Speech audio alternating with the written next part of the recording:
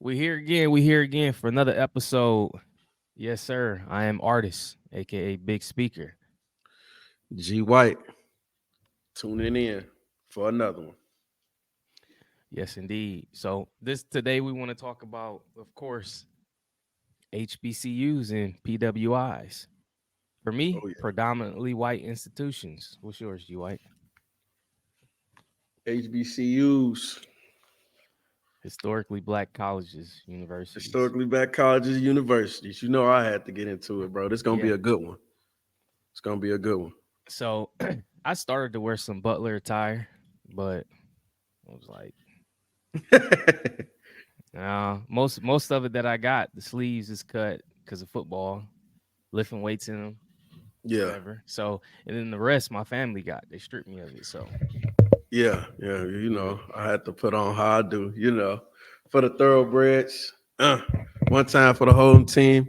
You see it in the front. You see it in the back. yeah, Yeah, let's do hmm this. yeah. So today we want to start off, of course, with the IOU moment. All right. So, G White. So my IU moment for this time is something for you to chew on. Again, it's Black History Month, so I went in my bag a little bit with this one. Success is to be measured not so much by by the position that one has reached in life, but by the obstacles in which he has overcome while trying to succeed. And that's by the late great Booker T. Washington. Um, and the way that resonates to me is, um, you know, we all see people and we quick to judge people by what we see them having, right? Whether it's worldly things, whether it's monetary things of monetary value or materialistic things, houses, cars, whatever, jewelry, chains, whatever. Um, before you judge that person by that character or you deem them successful, I think that the real thing in the root of that you need to look into is what they've overcome in order to obtain that lifestyle to get to where they are. Um, I tell people all the time, it's great value in knowing the journey, because the journey is where the real victories are. At times, people get so excited, bro, and you've seen it, um, into the finished product or what they deem the finished product, and that's what they see, and they can't see past it. But they don't know the long nights, the early mornings, the sleeplessness, the the studying, the things that took that. So, just remember the obstacles that people have to come in order to succeed before you just get so caught up into where they are. Um, I don't know many truly successful people that I've come across, or they have a lot of worldly possessions, I would say, even though that doesn't mean you're successful. But what I'm saying is they always have some type of incredible story. And I've always found myself attached to that. So let's not lose sight of that, y'all. And that's by the late, great Booker T. Washington. Just my IOU moment for you, something to chew on. Great, great facts.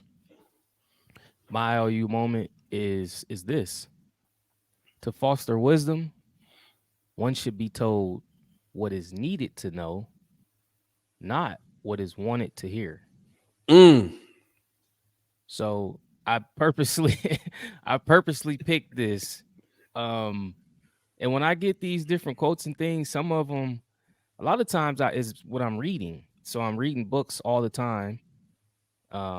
Today I was in a coffee shop like I told you, and I like to go there to brainstorm, right? And I had like 4 books with me. All books I picked up off the shelf for me. And sometimes I get these quotes from in the book, but I paraphrase them and put them in like I add my own words to it as well. But the purpose of this is just exactly what we're going to discuss today. When we talking about HBCUs and PWIs, I know in the HBCU sense, a lot of people are going to automatically gravitate towards or with a PWI, where they Yeah. partying at the most. It Yep. ain't just HBCUs, it's PWIs too. Right. Sorry about that. But I bring that up because people see the bands in the HBCUs and like, oh, I want to go join a band. That's not. that's not gonna get you where you need to be. So I No, bring this up because I know all of that hype stuff, all the entertainment stuff is what you want to hear, the parties and all of that. But we here to tell you about what you need to know. absolutely, So absolutely, this is what we owe you today. yeah. Yes, indeed. So let's get into it, man. You know how we do. Let's go.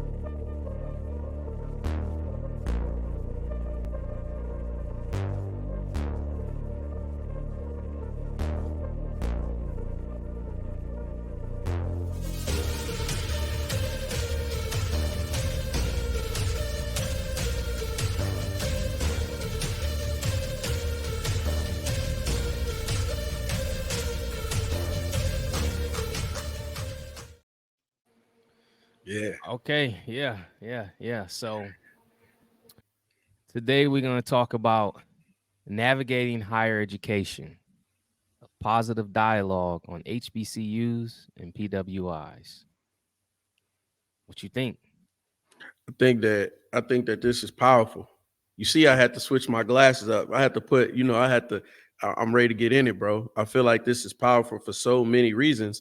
Um, the biggest one is this is a conversation that a lot of people are not either qualified to have, are scared to have, or maybe don't even know how to have.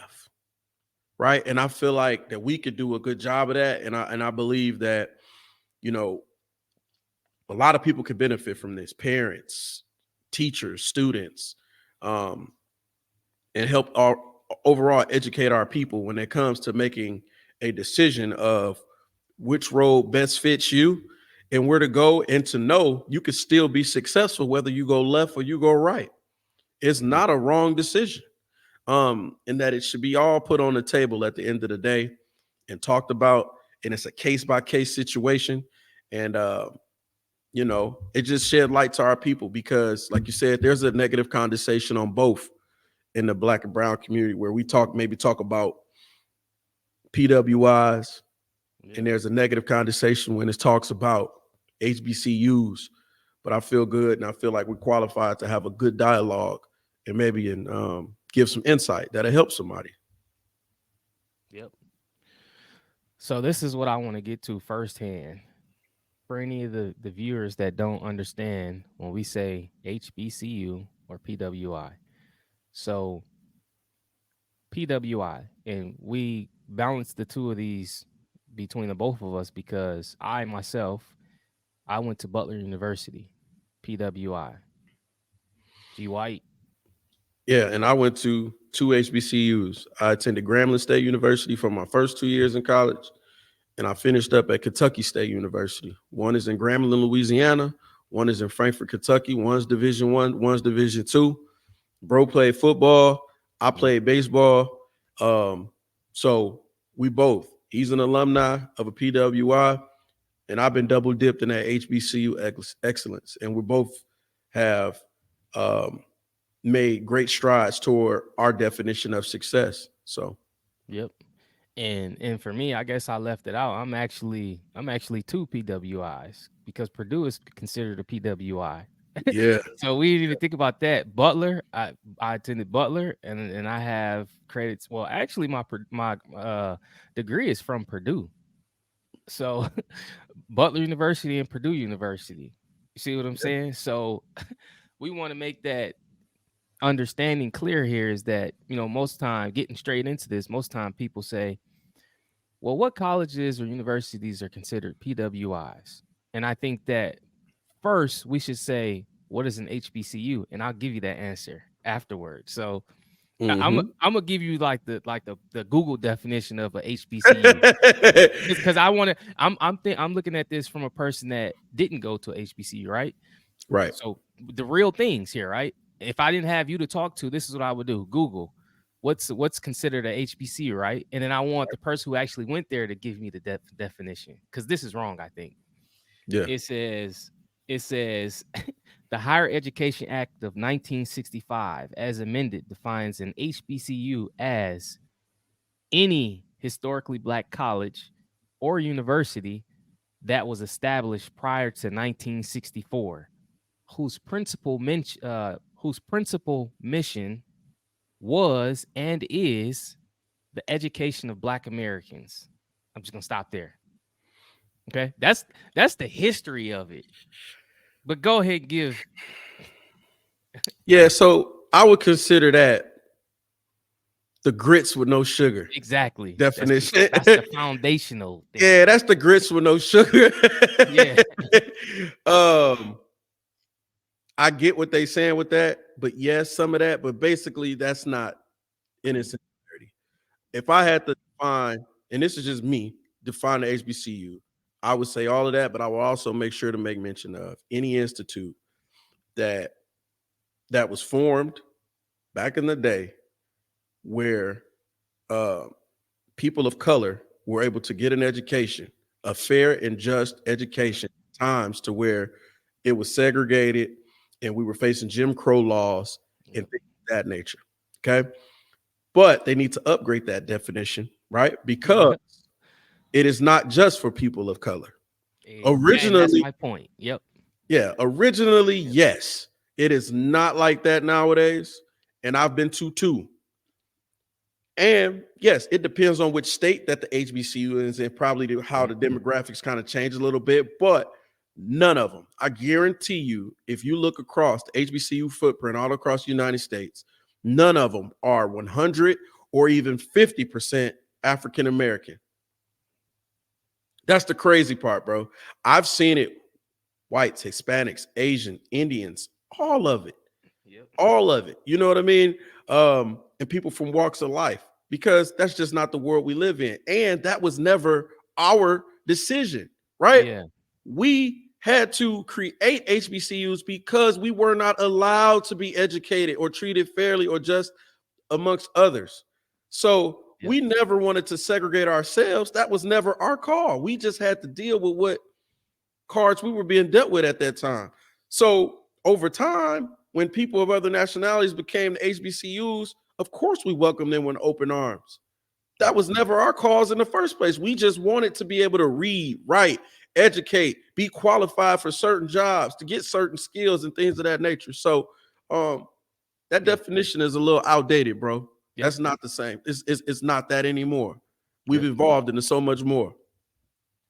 yep. And so I read that definition, and then the same token, I'm gonna read the definition for predominantly white institute.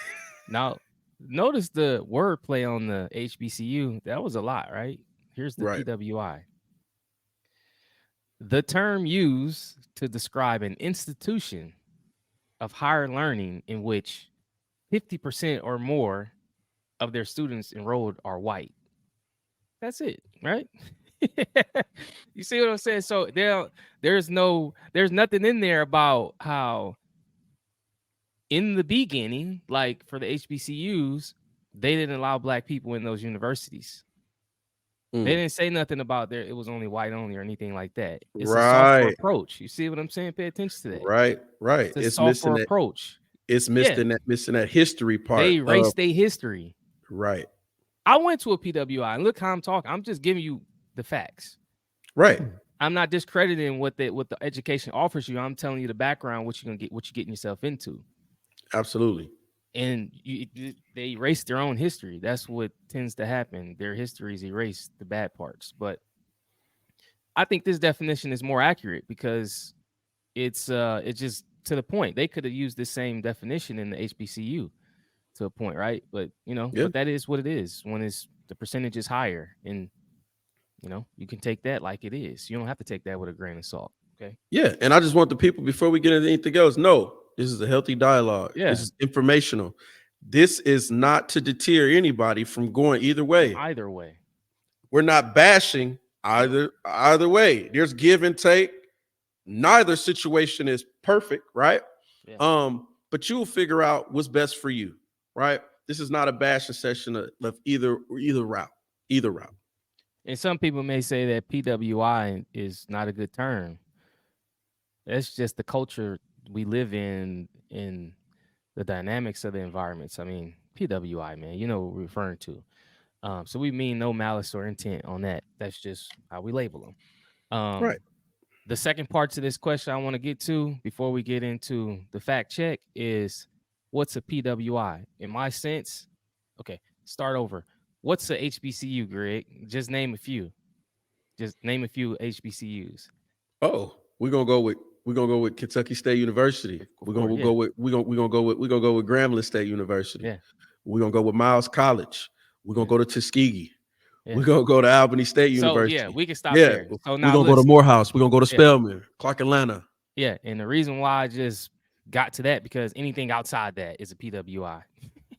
No, Yeah, I'm being funny, but it's kind of true. Like so, Butler University, Purdue University, University of Wisconsin, Stanford University. Like, and when I'm notice what I'm saying here is that it may be transitioning now.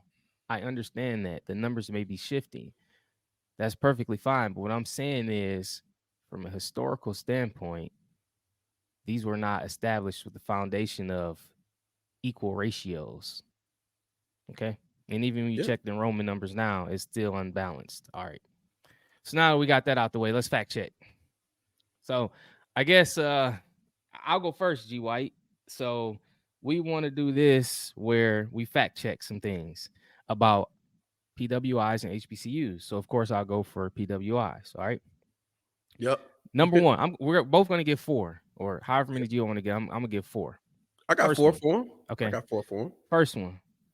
PWIs give you an upper hand at finding a job. Pound false. Again, it is all about how you present yourself. You got to bring out that go-getter inside of you to go get things. Just because you went to a PWI doesn't mean that things are going to be handed to you. They're going to give you all the tools, all the skills, and give you a toolkit that you can use to be successful in the world as a citizen. But it's up to you to use those things. They always talk about you can teach a man, you can give a man a fish, feed him for a day, teach him how to fish, you feed him for a lifetime. The same analogy applies. It's going to give you what you need, but you got to be able to use it. Okay. Number two, PWIs may lack cultural support for minorities. And notice that word minorities. We're just not talking about black, white. We're talking about Asians, Hispanics, all that. And I would say pound fact because from my experience at Butler and at Purdue, I think that, and it's not what I think, it's what I've seen. They try to bring in these diversity groups and things like that on campus, but at the end of the day, they still it's a whole nother topic. They have their struggles being on campus. Sometimes they get shut out for certain funding, some things, initiatives they want to do on campus. They have their own issues that they struggle with. So although that team is on campus, they're fighting to stay on campus. And so whenever you go to these PWI campuses, you might not have that financial that support system that you would have with like-minded people who didn't come from backgrounds of money, didn't come from backgrounds of big time careers. You don't have nobody to talk to because no one else can relate to you in the sense of the struggle. Most of them didn't go through the struggle. They have money and jobs waiting for them if they get all F flunk out of school or if they pass. For us, we ain't got no choice but to succeed because we need this degree. Okay. Number three, PWIs offer excellent organic business personal development each day on campus. Pound facts. And I think this is one of the greatest qualities. I'm going to just speak candidly without even going to HBCU. I think this is true. They have an edge over HBCUs in this sense because think about it. A vast majority of the students that went to PWIs, their family got more money than us. Yeah. That's just where they just their parents are probably together, not in all cases, I know, but most likely all together, married households, two incomes, doctors, lawyers. They got real like professions where they can give that insight to their kids about what to do, what not to do, teach them about finances and things like that. We just don't come from that. No, and I want people to understand this before I keep letting you go. this has all been studied, right? Yeah. This is not opinion based. Do And I your went through it. We went do through your it. homework. Yeah, this is all Yeah. factual, and people have done studies on this. Come Yeah. on now, y'all. Yeah. Come on, go ahead, bro. So that's a fact. Okay. Number 4, the last one. PWIs are unfavored environments for people of color. Pound false. You're gonna have. I don't care if you go to HBCU, PWI. You're gonna have people who are racist on both sides because there's a such thing as black people being racist too, just as Yeah. white people are racist. Okay. Yes. The point is here is that I don't care what color you are, what race you are. If you go to like I went to Butler University, I got everything I needed. No, I've never gotten anyone who come up to me and say they're not gonna teach me because I'm black. Or, it may make it a little bit harder for you to do certain things. You might feel like you've been picked on, but I promise you, if you show that professor that you're truly invested, you're going to office hours, you taking the feedback from a failed exam you got, you doing all the work, you're not just turning bits and pieces, you turn everything, I promise you they'll work with you. And that's all I got to say about that. I think that before I get into mine, bro, I think that that's all true.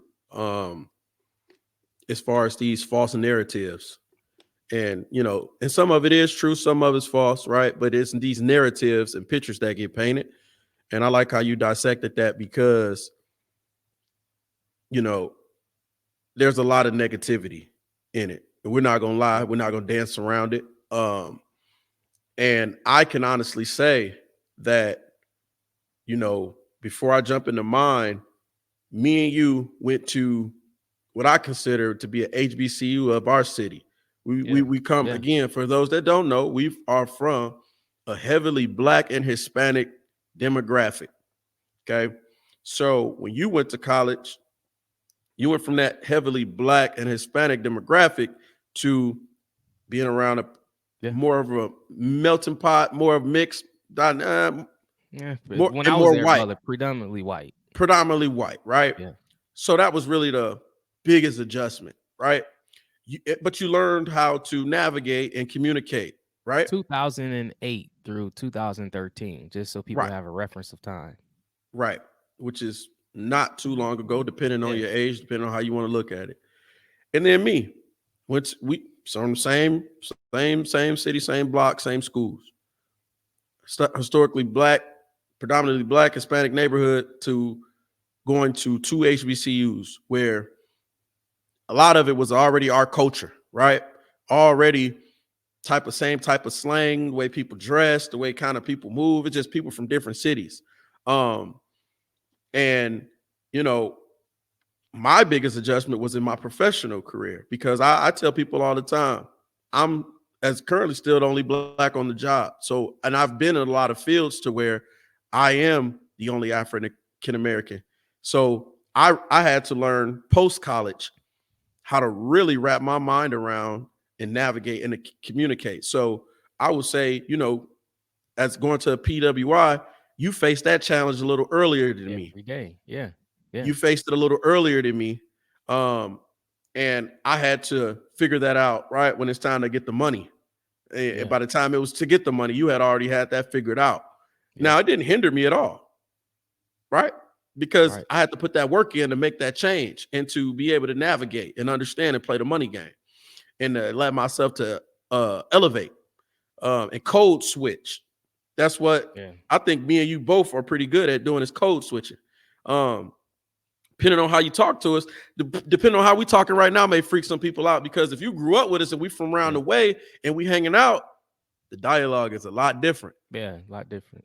You somebody that work with us or met us at a different stage in our life, or depending on who you are and what our relationship is, I code switch. So I can talk on multiple levels, but that's just something I wanted to get into. Let me get into some of these stereotypes and narratives when it comes to the HBCU. My number one would be HBCUs offer a substandard education. Survey says that's a lie. Survey says that's a lie. A substandard education is crazy. Um, Personally, between Kentucky State University and between Grambling, a lot of my professors went to some of the most prolific HBCUs and PWIs in this country. Um, my business law teacher graduated from Harvard Law. Um, my English teacher in college, my senior year, she was a Purdue grad. Um, Teachers that graduated from Ohio State University, LSU. And then we talk about Grambling or Kentucky State University or Alabama State or whatever else. So there is a wide variety. And guess what? Our books are the same as everybody else's.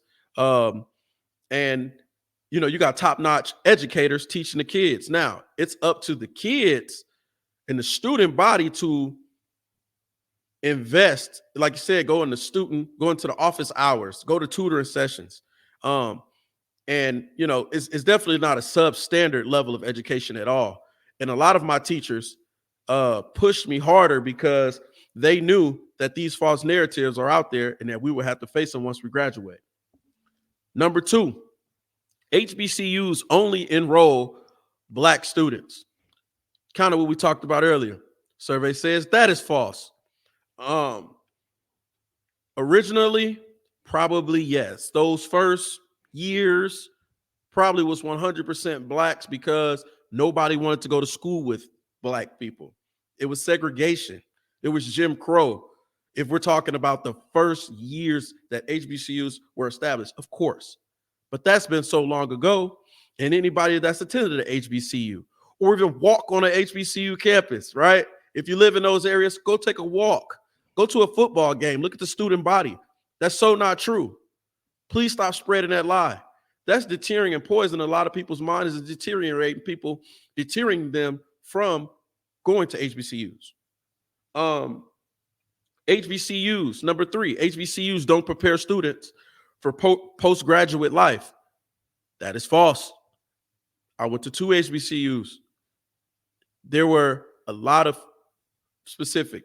There was a career counselor and placement department to where it taught me how to, and I'm always, anytime you hear me talk, I'm going to champion for this because it taught me a lot. It taught me how to write resumes, did interviewing, mock trial interviews with me, interview etiquette, that breakdown, right? About post and help me get internships as well, all through the same office. And we want to talk about postgraduate life. So by the time I graduated, I hit the ground running. And, interviewing, I've helped so many people learn interview etiquette, practice with me, write resumes for folks that get the jobs, right? Proven career coach. And I would say, that's been a beneficial thing for me. And I can't say every university has it, but I've been to 2 HBCUs and they both did that for me. And then the number 4 would be HBCUs don't offer real world experiences. I would say that that's not all the way true, right? There's some kind of truth to it, depending on which HBCU you go to, right? It goes back to what I first said. If you come from a urban environment, you come from the hood, you're going to find some hood activity at HBCUs. It's a part of our culture. Yeah. Definitely. You know what I mean? When you talk about hip hop and DJs and the Greek fraternities and you talk about maybe some of the things that's just a part of our Black culture, which is nothing to be ashamed of. But there's also the other side to it. Our teachers pushed us so hard, bro, because they really cared. And a person like me, I needed that. I needed somebody to be an extension of my mom and my daddy and get me together and to pull me to the side and let me know I care about you. Yeah. You gonna graduate. And I can't say that, I know a lot of people that went to PWIs. I can't say that that's offered at a PWI. Not saying it's not, but I'm just saying it was offered to me at an HBCU. That genuine love, that genuine care, those conversations in the office hours. They never had to do that in their culture. That's what I'm saying. PWI. Yes. They don't understand that part. I've had teachers I've had teachers pull me to the side, bro. When I say get me together, I mean get me together. The You understand? in our culture know what you mean by that, but My math teacher got me together my freshman year yeah, at Grambling. He got me together. You know what I mean? Like, yeah, stand over me. Like, hey, I yeah, get you back home. You want to go back home? Stop playing in my class. Stop doing this. Stop doing that. Sit up yeah. straight. You know what I'm saying? They get on you, take them earrings out. It was kind of like all of that. And I needed that. I didn't understand it at the time. And now let me go to, Needed that. let me get into that because you bring Yeah. up interesting point. So I can remember how those things you just said, I learned that on my own based on the body language and the expressions, facial expressions I would receive from professors and the students there. So they the people at the institution, they would never say anything to me. Yeah. They don't know how to correct me. It's not their fault. They don't know. They like, why are you wearing, why is he wearing that? They don't know how to correct me. So what I'm saying, I had to learn on my own just by I watch people and I get visual context by watching people. Mm-hmm. On your side, they will actually tell you like your mom and daddy. Like Yeah. get it together. Like they get in you. See what I'm Yeah. saying? And you might not, you're not gonna get that at a PWI. No, they will tell you, I've had it. You keep coming in my class late, I'm going to fail you. Yeah, I'm going to fail you flat out. And they say it with a tone where they're not dancing around yeah. it or nothing. And they understand we know how to communicate to each other. That's why that live stream we did the second one, I was talking like that because I know how to reach my people. Yes. I can't do that to people who not from where we from, like our culture. Like you can't do that. Yeah. Sometimes you got to be direct. Yeah, You use too many words and dance around stuff too much. People, you lose our people with certain things. You get what I'm saying? You yeah, got to be direct, and people know who certain way we talk, who they hit this person. That's why it's good to have range. That's why it's yeah, good to have range because you hit people in of all walks of life, and you meet people where they are by your words. So you know what I mean. Um, that's some of the. But back to mine.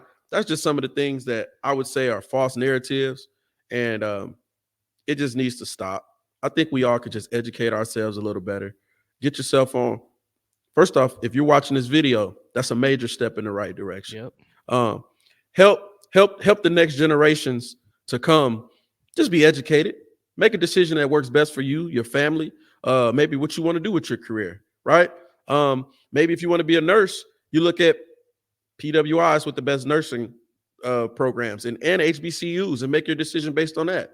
hmm, Maybe it's a athletic thing to where you're like, hey, whoever giving me the most money to where I walk out of school debt free. Maybe it's academically with the same thing. Who's offering me the most academic scholarships? You get what I mean? To where I could be debt free. But just yeah. put it all on the table and let's stop the negative, um, the negative and The negative banter. yeah, and be willing to educate ourselves, educate the youth, take the time in to work, look into it, and see put them both on the table, HBCUs and PWIs, and make a good educated decision Yep.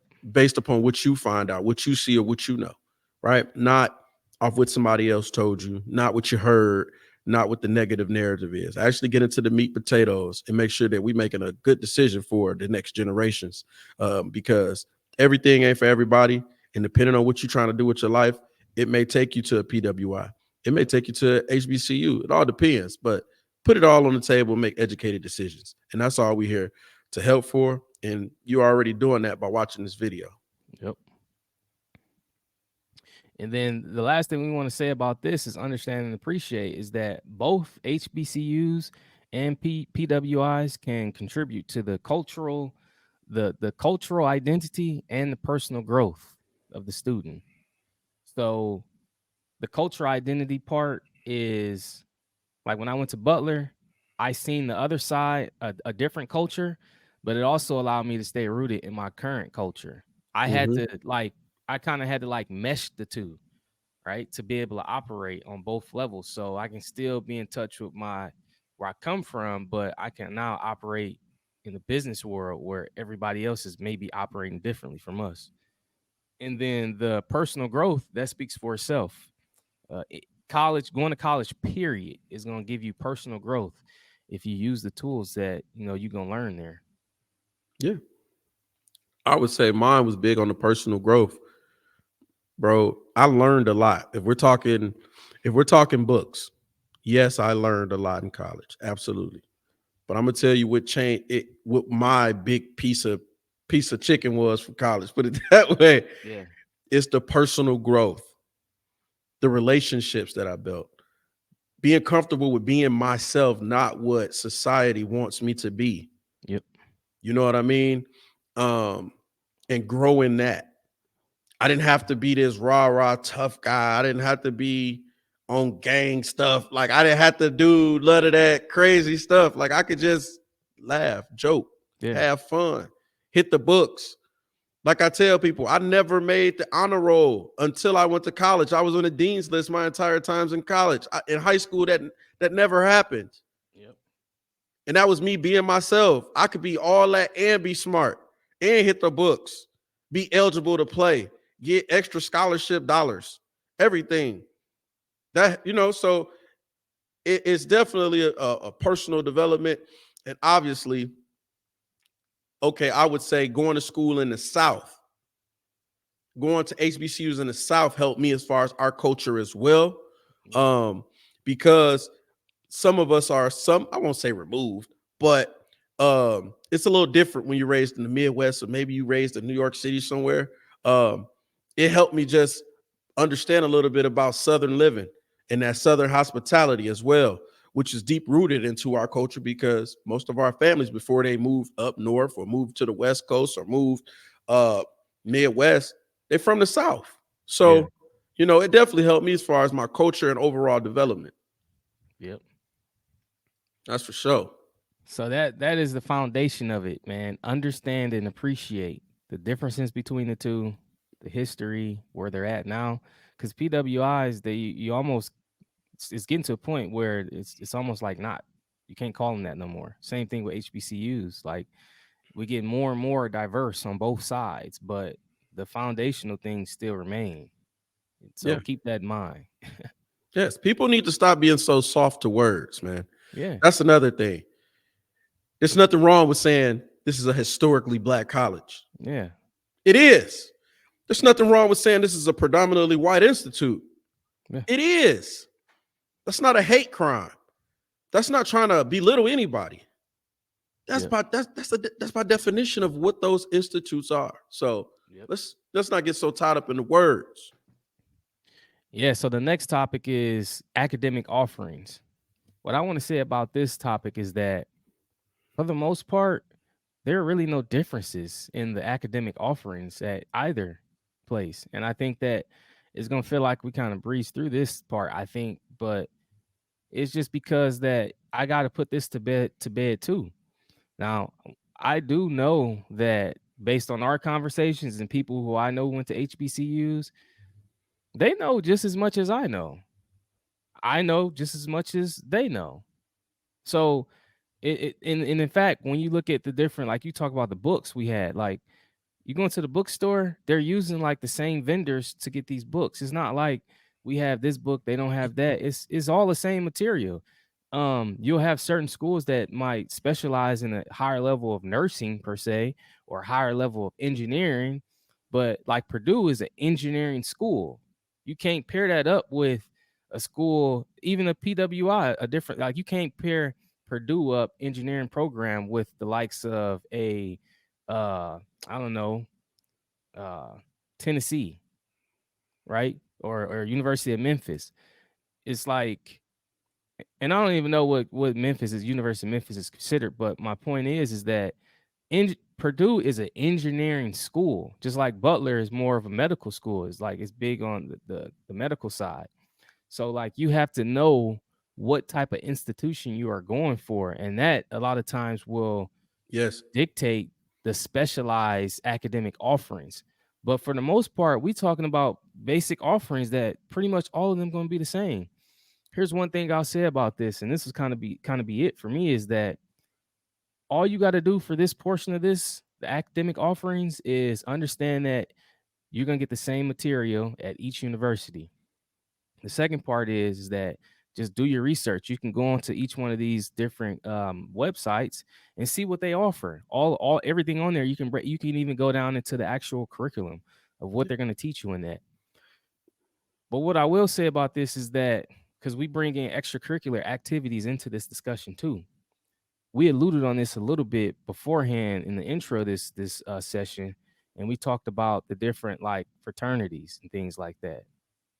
I will say that as going to Butler University, I always joke and I always joke about this, but I say if I was in a frat, I'd have been a dog.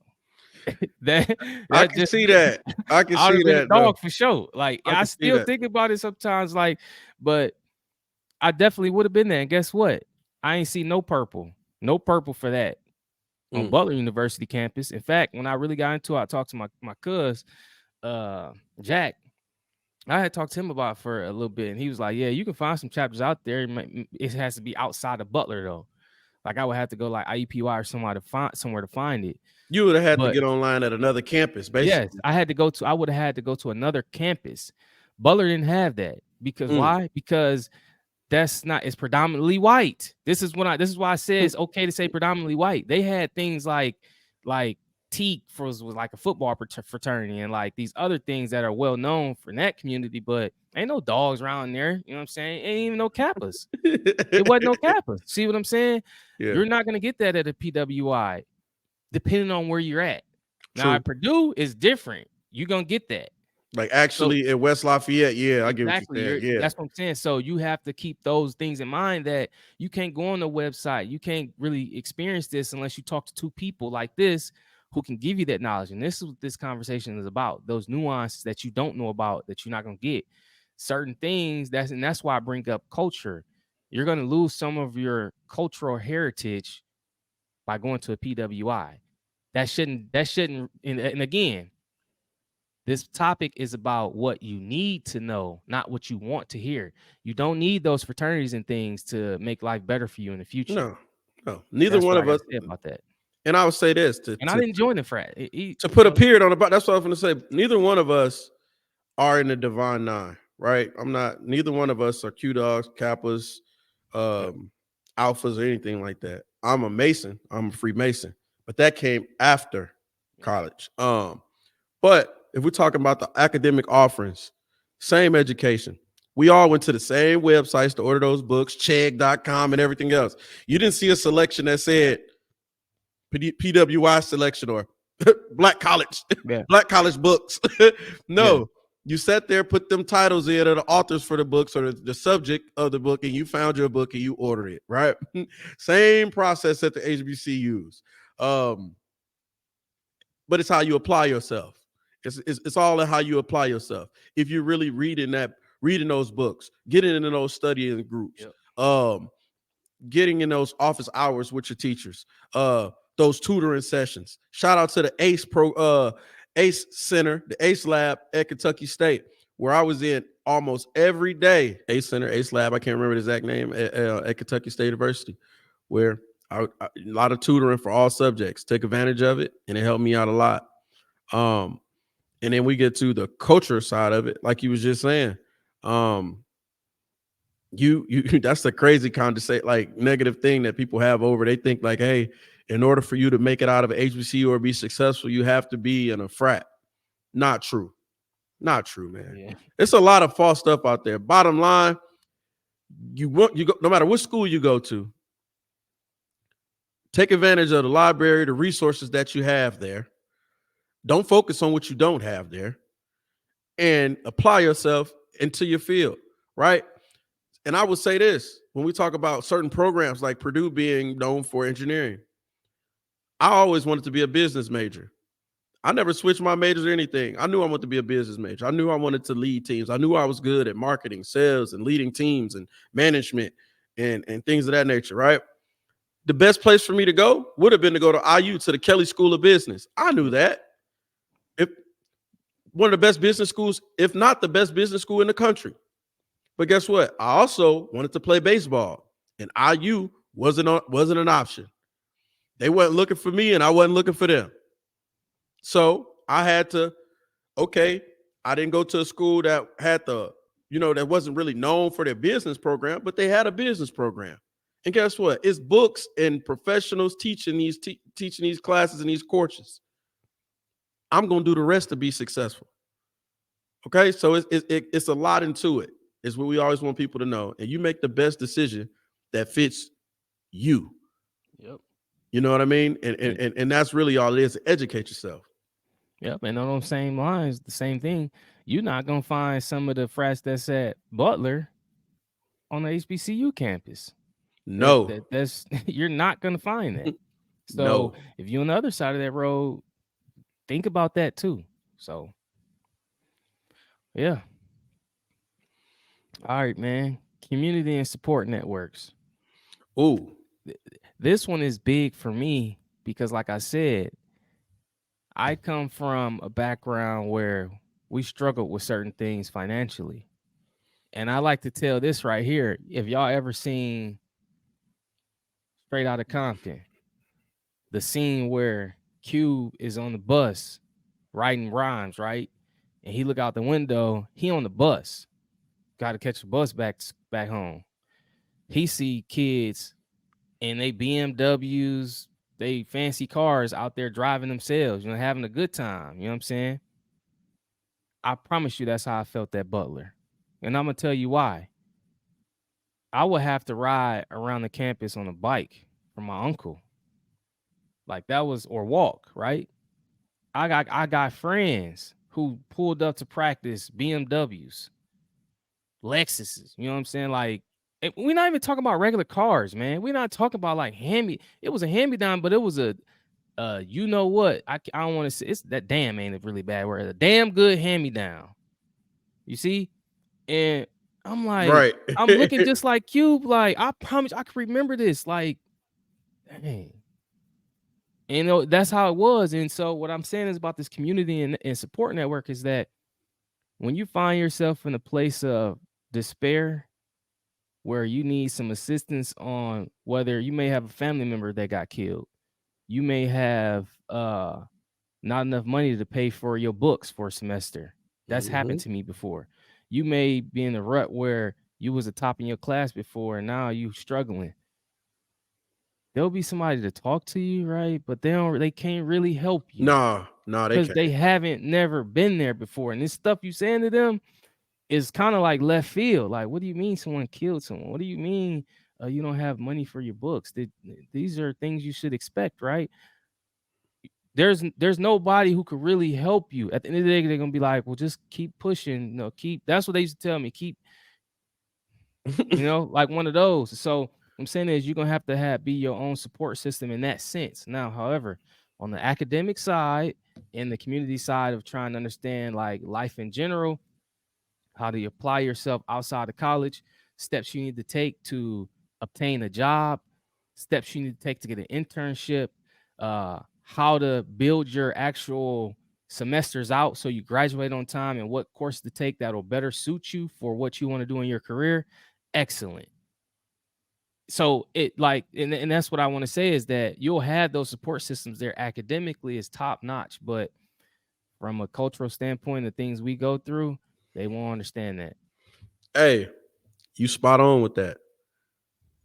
Until someone's in your shoes, it's hard for them to understand.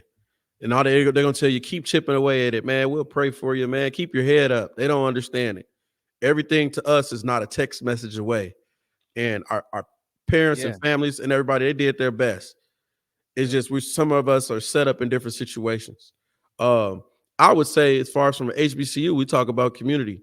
There was a struggle for me. We talk about the pros, let's talk about the cons of it. Not really a con, but the struggles. So you grow up in a black and heavy Hispanic neighborhood and community. Then you go to two HBCUs where you fit in.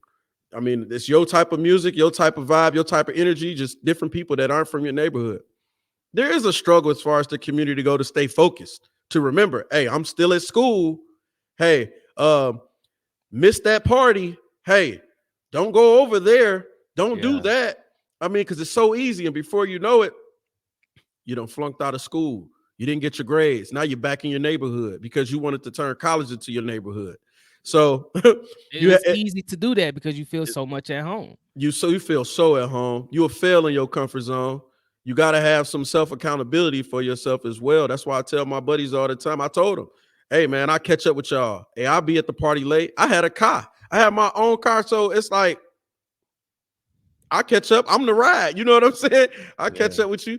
I got a study group to go to or whatever else because it is real easy to get in that rut because you're comfortable. And then I'll say the support networks. The networks, as far as HBCUs go, is very, very solid and very strong.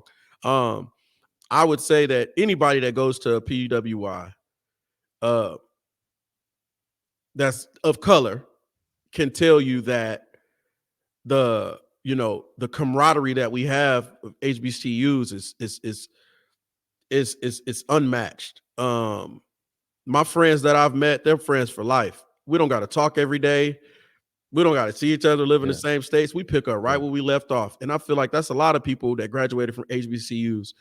um, how tight and of a family that sense of family that you feel.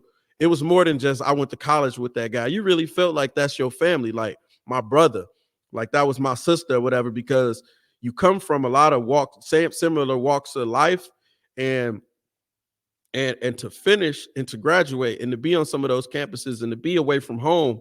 And most HBCU campuses are very small. They got big names, but a small student body that makes it very close knit. I'm talking 3,500 students, 4,000 students, 7,000 students. Um, you live in Texas, bro. I'm sure there are some high schools in Texas with 3,500 students. Yeah. I'm just saying. So that's just kind of the dynamic and support networks around HBCUs. That's why you see people loud and proud that graduated from an HBCU. That's why you see them still hanging out 20, 10, 15, 30 years from graduating, still talking about the old times because it's a different type of connection that you got to go. You got to go to the HBCU to understand. It's bigger than just the homecomings. You got to really walk those halls and really sit in those seats to understand. So it's a little bit of give and take because you could get lost in the sauce because it come natural to you with the everyday and the partying and the lifestyle and everything. So there's that self Yeah. accountability piece too to make sure you stay focused. Yeah, I didn't have no comfort zone at Butler because it was all new. And I think that for some people like me, I like that. I didn't I knew I was taking the left path that nobody else really did. It's like the fork in the road. I wanted to do something different. Um, Not saying that I knew about HBCUs because I didn't when I picked. It was Right. just, you know what I'm saying? So I kind of went to the extreme side. I could have went to just a regular college. I picked one that was like real predominantly white at the time. But that helped me because I was able to work on areas that were some of my weaknesses. And that's what I want to say about PWIs is that if you coming from an environment that's heavily uh your race, you go to a PWI or something that's not your race, you're gonna transform yourself. I've grown a long way from what I used to be because of that. Definitely. Definitely. So the last one we want to talk about is challenges and triumphs. All right. So with challenges and triumphs, I'm gonna give one example for each. So challenges. I think that for being at Butler University, one of the main things that I struggled with was like meeting people because I always felt that when you out at college, people your friends are you need them because first of all, and when you start off as a freshman, everybody's new to being on your own, things like that. So you need to meet people. I struggle to meet people because for one, I'm like, man, I can't relate to this dude. He don't even know what the struggle is. I'll give you a perfect example of this, man. It still happens to this day. I got this one buddy. He was basically, I didn't say his name, but the man's probably rich. Like his parents probably rich. I don't know, but they're wealthy, and so he's a doctor now. But like he called me like a couple months ago and was like, yeah, he was just talking. He was like, yeah, so and so about real estate, and he was like, yeah, I can't. I just hated that when I talk to people like they're just stagnant, right? They're just not trying to Mm-hmm. go to the next level, right? And I was like, yeah, yeah, I feel you. Like I'm rocking with him the whole time. I promise you, everything he's saying, I'm relating. Like, yeah. Right. Then he like, yeah, but it's like you remember the times at Butler, he's like, but when we came out of Butler, we were pretty set. He was like, uh, what did he say? Something like trust fund babies or something. That's what he said. And Yeah. I got quiet. Can't relate to That's that. when he drew the line. And I was like, I just got quiet on the phone. And to be honest with you, he was talking about taking a trip to Dubai. He was trying to get me to come. And it just threw me off. Cause I'm like, hold on a minute. We from two different aspects of life. I'm not a trust fund baby. I had to work for everything I got. I'm still working. You sound like you has been kind of a little bit of help. You know what I'm saying? Like a lot of help. Whole lot of So help. Yeah. that's the challenges that I received is like finding true value in people I could discuss with and build with in that environment. It was tough for me because it's hard to find those. The triumphs. On that same token, that challenge I turned into a strength because I found ways to find the similarities in people who are different from me. So I'll take for example, my roommate Will. That's my guy. He's been my wedding, right? Shout out to Will Lamar. That's Yeah, my man. he's always himself, always. Like that dude, man, that dude is a good friend. But like when me and Will first met, it was weird because like we're both black. Will is black, but like Will, he from Chicago, but I guess you could say Will's from the suburbs, right? He's from the suburbs of Chicago. So it's not like I'm rough on the edges compared to Will. Okay, so it was like, man, how I'm gonna talk to this guy? Like, how I'm gonna, Yeah. Yeah. but as time went on, me living with Will and understanding how he do things, we really was the same. Yeah. It was just a point where we had to talk to each other and get to know each other. And then you'd be like, oh yeah, you listen to rap too? Yeah, I He ain't do so too. different. He Yeah, ain't he so ain't so different. different. He ain't so So, different. like, that's what I'm saying about predominantly white institutions. Like, when you actually open up and have your mind open to meeting people and you talk to them, get to know them, Yes. I promise you, you'll see a lot of similarities than a lot of differences. Now, you will have some times where it's like you can see they clearly from a different aspect of life, but you will find a lot of similarities that you can help with and you can build on with each other. So, Right. That's very powerful, bro. I'll jump right into it. I would say, we talk about challenges. It kind of go back to what I was just saying. My major challenge was staying focused, right? yeah, I didn't drink in college. I didn't smoke in college. It me wasn't like neither. that at all. It wasn't at all. Like that wasn't it at all. I never I never took one puff. I never Nope, took one sip in college. nope, I was locked in and focused in that regard. And whole I would time. consider myself a real athlete, I water did and at the Gatorade. And I no did pop. I at didn't even the drink pop. listen, I had like one beer my last final of my last semester, and I Oh did that as a yeah. celebration, but I never did anything else ever in No, college. no, look, when you came down there, when I since we talking about that real quick before I get to I had my first shot. My first shot was my last semester at college, Yep. and I promised my roommate And you was Rob finished. that if I finished, 'cause I didn't think I was finished. And everybody always want to be like, man, we're gonna get Greg drunk, we're gonna get drunk. My first alcohol that I ever tasted when I got them test scores back, and I'm like, oh, I'm gonna graduate on time with Yeah, everybody. It was peach Ciroc, bro. yeah, yeah, yeah, And yeah. that's when you came down there, for my graduation. Yep. And that was the first time. First time I tasted like it was peach Ciroc, my last semester of college. Either or. But what I'm getting at is my biggest thing was staying focused. I come from that environment where we listening to the music, we partying, we play sports in high school, play sports in college. You know Yep. what I mean? By definition, we lit. By definition, we lit. Campus is lit. I'm lit. I'm one of the guys. I'm a student athlete. I'm riding around campus. I'm from around the way. I had 24-inch rims on my truck in college. You know what I'm saying? 412s in the back, speakers on the inside. I was really lit in college. And to stay focused, you will fail in your comfort zone. I had to have some real Yep. discipline. It is real, bro. I'm telling you, in a HBCU campus in the South on a nice warm day, Just like you at home. You might be taking your test, your final, and they got a live DJ on the yard and it's rocking. And you sitting there like, what's the formula for this? And you sitting there Yeah. like, ooh, it's so easy to be like, man, skip that class. I'm gonna hit the yard. That's where all the guys at. That's where the girls at. That's where everybody at. That's where the party at. So I would Yep. just say my struggle because I was in my comfort zone around people. They from different cities, but same stuff going on everywhere. We're staying focused.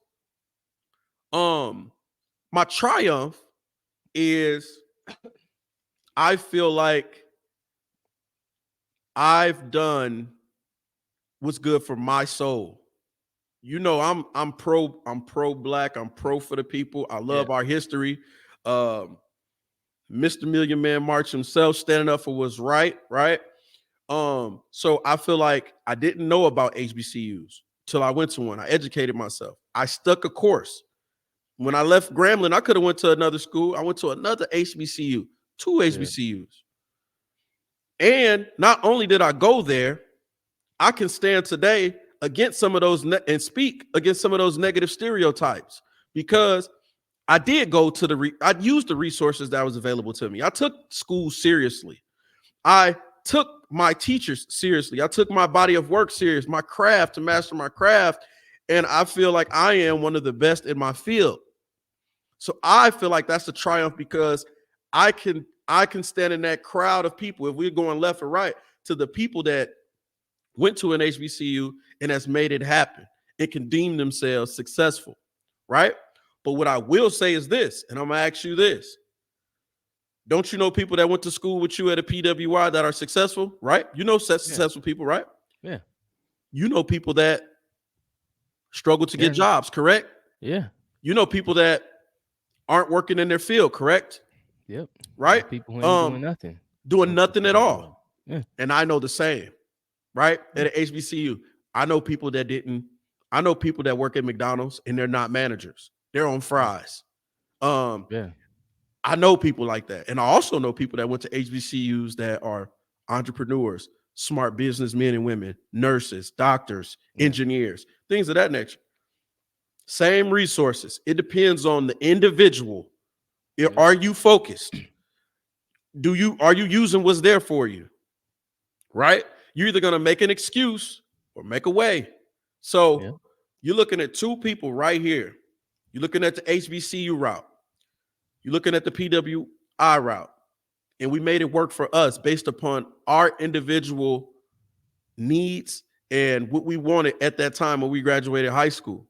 Now you could take this video and you can apply it to your life, your kid's life, show somebody else that. And if you're one of those kids in high school or something and you want to know and you don't want to listen to your aunt, your uncle, or maybe you feel like your family that's in your ear or people that's in close proximity don't really know what they're talking about, but they're talking, right? They're talking, but they don't know what they're talking about. Yep. Starting videos like this. Then get on the internet, get on some of these websites, educate yourself and make a decision for your life because once it's over, it's over.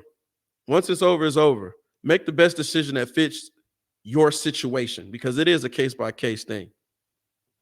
Yeah. And what I want to say about that is that if you ever have questions about any of this and you need help, right there, Yes. IOU Redemption Podcast at gmail.com. Send us a message. We'll get back to you on it. We monitor this and we'll be We glad to monitor it. answer, help you. Definitely. Make Hey, sure, hold on. Make sure that you continue to like, share, and yeah. subscribe. Especially this video, because a lot of people need this one. Man, You got to do that. So, what we want to say is in this with is the key takeaway and the action item, as usual. So, the key takeaway based on this video, it is important for parents and college candidates to be fully aware of the diverse educational paths of HBCUs and PWIs. I'm stressing parents here because the parents set the tone for the college candidates. And the yes. college candidates need to be aware of their options, of all their options. Yep. Yep. I would say before we move away from this, how imperative it is for the parents to lead. I shared Yep. this story and I'll share it real quick. I went to a church and they were acknowledging the youth in the church and they were sending them back to college with tokens. When I mean tokens, a little gift, a small monetary value to help the kids because we know college kids are broke. You had about 75 or 100 kids in front of this church. They went down the line and asked these kids to name what university that they're going to or that they currently attend. And these were black kids, African American kids. And to watch 75 to 100 of these kids, not one of them mentioned going to an HBCU. That was a shocker to me, especially in this time of day. And it's intentional. That's not by accident. That's because the parents, the guardians aren't leading or helping educate these kids and help them make a decision that works best for them. That is almost impossible to do. And that always should be to line up that many youths that are African American and for not one of them to choose an HBCU or find like that fits their needs. It's a lot of those negative conversations that people are saying that are deterring our youth and forcing our youth to make bad decisions, and they won't be happy and they'll fail, right? Because if you don't make the right decision for you as an individual, you can fail at a PWI and you'd also can fail at an HBCU. So that's where I'm at with the elaborating on the key takeaway and how important it is for the parents and the guardians to help lead these kids. Yep. And the action item, based on the key topics discussed. Okay. Key topics are understand and appreciate both sides, HBCUs, PWIs, the academic offerings, the community and support networks, and the challenges and triumphs. So, based on the key topics discussed, research 3 HBCUs and 3 PWIs. Make note of positives and challenges you foresee. Now, do this because sometimes you plant seeds for others to reap the benefits. You plant a seed for others to reap the benefits of what you did. Give the results to a college candidate. Help them. Help them understand what they don't know. Or if you are a college candidate yourself, no matter how old you are, use it for your own journey. That's what we want you to do. Absolutely. That's it, That's man. that's it. Make sure y'all do your homework. Make sure you do your homework. Like I'm always tell you, I write stuff down. I'm a note junkie. I take Yeah. notes. Get you. It's okay to write stuff down and see it in front of your face. Yep. Get it out of your head. Commit it to memory. Put it in front of your face and make some decisions. Do your homework. This is all a part of education, and this is what we do it for, man. I feel like this is very powerful, bro. I feel like this is something that we're qualified to speak on. I feel like this is something that the culture needs. And again, you know, this is IOU redemption. We're gonna give it to you straight. We ain't gonna give it to you late. You know, it's for the culture, man. Big speaker. G White. Make sure y'all like, share, and subscribe. Right. Yes, sir.